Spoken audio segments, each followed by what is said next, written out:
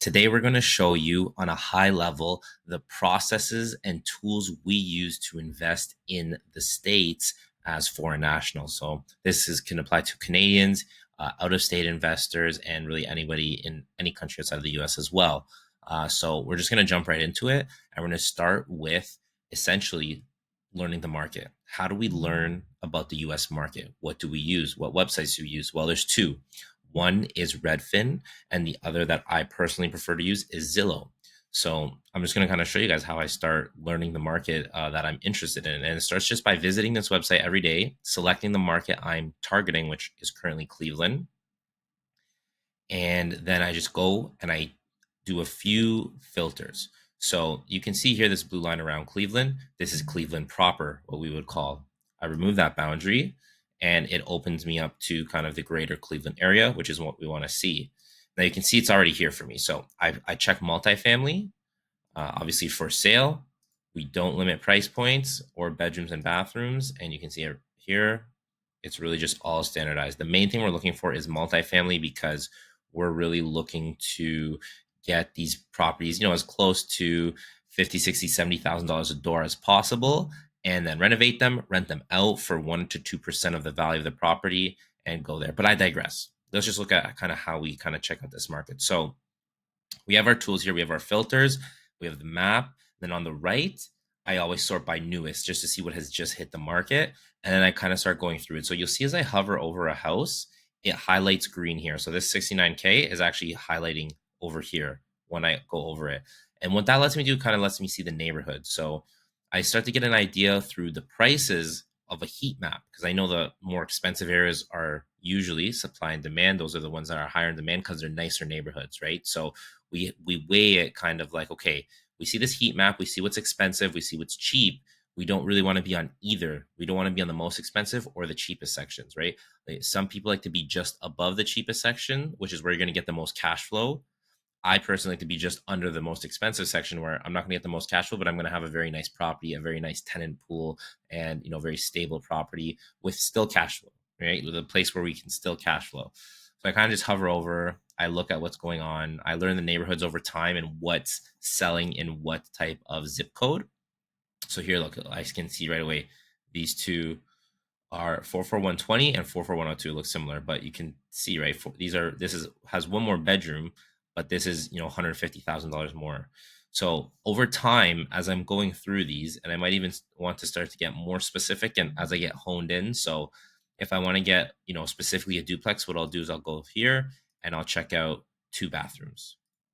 And now this is 2 plus, so it's not going to be exact, but I know I'm at least going to be looking at duplexes here. And if I go 3 plus, I'll be looking at the triplexes and greater. So over time, I'm going to kind of go over these, highlight them, see, I'll get an idea of the neighborhoods, the price points, and we'll just kind of zoom in. This really around here, this 210 is kind of standing out to me. This looks like it's just land. Let's see what else we have here. Something that's interesting to look at. This is an example we'll kind of bring through into the other sections here. This one might be interesting. This is 3 units. It looks like, or this is either a really big duplex. Let's see what they say. This is a really big duplex, cash flowing duplex, which again, a bunch of stuff that is just posted within the last week, within the last few hours. It's all cash flowing. Here we have a nice side by side. Let's see. Let's go back up top here. Anything really interesting? This 190, 10 beds, 3 bath. This one might be interesting. This is a triplex. Got a lot of bedrooms, a lot of bathrooms. Let's see what they have to say. Great triplex. Steady rental history. They don't have much to say about it. We'll just check the photos. It looks like they did some work on the inside. Some units don't have work, or some areas were just repolished. Some were refinished, the floors. And this is very common renovations in Cleveland.